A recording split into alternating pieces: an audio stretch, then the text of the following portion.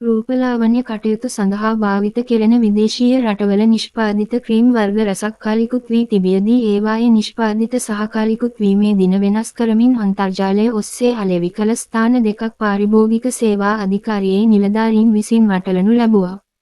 ජගිරිය ඔබේසේකරපුර සහ අඹගහ හන්දිය ප්‍රදේශයේ පිහිටි මෙම ස්ථාන දෙකට මුද්‍රා තැබීමට පාරිභෝගික සේවා අධිකාරියේ නිලධාරීන් කටයුතු කළා.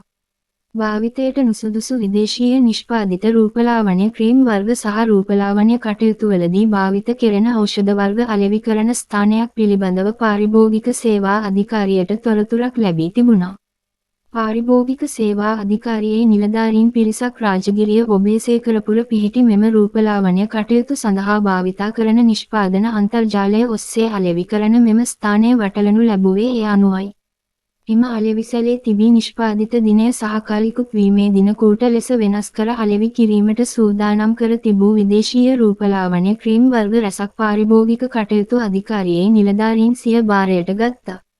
එලෙස පාරිභෝගික සේවා අධිකාරියේ නිලධාරීන් විසින් වටලනු ලැබූ එම ස්ථානයට සහ එහි තිබූ රූපලාවන්‍ය නිෂ්පාදනවලට මුද්‍රා තැබූ අතර එම ස්ථානය පවත්වාගෙන ගිය අයිතිකරුට නීතිමය පියවර ගන්නා බවයි පාරිභෝගික සේවා අධිකාරියේ නිලධාරීන් සඳහන් කළේ.